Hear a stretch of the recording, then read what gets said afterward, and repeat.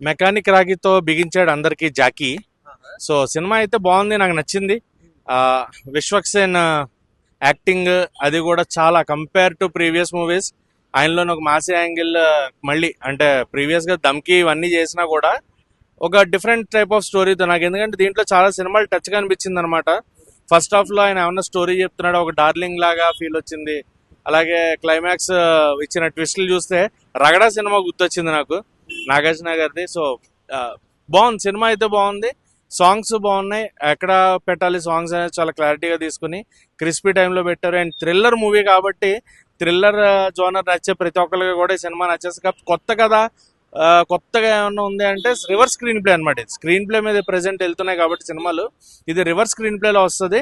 అర్థం చేసుకోవాలి, అర్థం చేసుకుంటే మధ్యలోనే స్టోరీ అర్థమవుతుంది. కానీ ఎలా డీల్ చేస్తారు, ఏం చేశాడు చివరికి అనేది మటుకు తెలుసుకోవాలంటే ఫుల్ గా సినిమా చూడాల్సిందే. మనకు మధ్యలోనే స్టోరీ కాన్సెప్ట్ అర్థమైపోతుంది, బట్ ఏం చేశాడు, ఎలా డీల్ చేశాడు అనేది తెలియాలంటే సినిమా చూడాలి. అండ్ ఓవరాల్ గా అయితే సినిమా నచ్చింది. అండ్ ఈ వారం వచ్చిన సినిమాల్లో మిగతా కూడా ఉన్నాయి కాబట్టి ఆ పోటీని మరి ఎలా తట్టుకుంటుంది ఏంటి అనేది we have to wait and see. నాకైతే విశ్వక్సేన్ యాక్టింగ్ బాగుంది, శ్రద్ధా శ్రీనాథ్ గారు ఆవిడ యాక్టింగ్ అసలు ఆవిడ నిజంగా నెక్స్ట్ లెవెల్ అనమాట.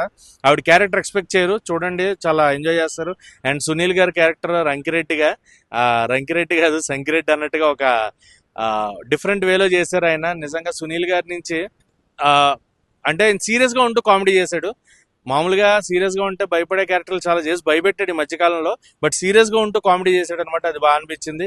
అండ్ ఎవ్రీ వన్ మిగతా వాళ్ళు అందరూ కూడా, అండ్ లక్కీ చామ్ అందులో ఉన్నారు, మీనాక్షి గారు. సో ఆవిడ వరుస పెట్టి బ్లాక్ బస్టర్లు ఇచ్చుకుంటా వస్తున్నారు. సో ఇది కూడా ఒక బ్లాక్ బస్టర్ జాబితాలోకి వెళ్ళిపోయే సినిమా మెకానిక్ రాకి.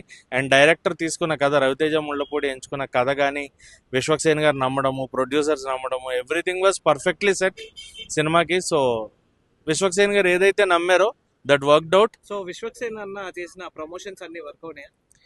ఖచ్చితంగా ఆయన వెండి బంగారం ఏదైతే పాపం కష్టపడి పంచి పెట్టారో ఆ పెట్టిన డబ్బులు కూడా వెనక్కి వచ్చేస్తాయి అనమాట చక్కగాని. ఆయన పెట్టిన డబ్బులు కూడా వెనక్కి వస్తాయి, అంటే ప్రొడ్యూసర్లుగా వస్తాయి. ఈయనకు కూడా పెట్టినందుకు మంచి లాభం వెనక్కి వచ్చేలాగైతే ఉంది, ఎక్కడ నష్టం ఏం లేదు సినిమాకి. వీకెండ్ వైబ్ లో ఖచ్చితంగా ఒక థ్రిల్లర్ జోనర్ ఎంజాయ్ చేయాలి అనుకున్న వాళ్ళకి mechanic Rocky will be super thriller movie. So 2.5 hours చక్కగా థియేటర్లో ఎంజాయ్ చేసి నవ్వుకుని వెళ్ళొచ్చు. కామెడీ ఉంది, ఎమోషన్ ఉంది, ఫ్రెండ్షిప్ ఉంది, లవ్ ఉంది, ఇంకా అంతకంటే ఏం కావాలి. ఓకే, ఓవరాల్ గా రేటింగ్ సినిమాకి అంటే కొంచెం మనకి ఎక్కడైనా కూడా ల్యాక్ కామన్, ఎందుకంటే ప్రతి సినిమా చూసి ఉంటున్నాం కాబట్టి కొత్త కథలేం దొరకట్లేదు. స్క్రీన్ ప్లే డ్రివెన్ కాబట్టి ఆ స్క్రీన్ ప్లే నచ్చి 5కి 2.75 రేటింగ్స్.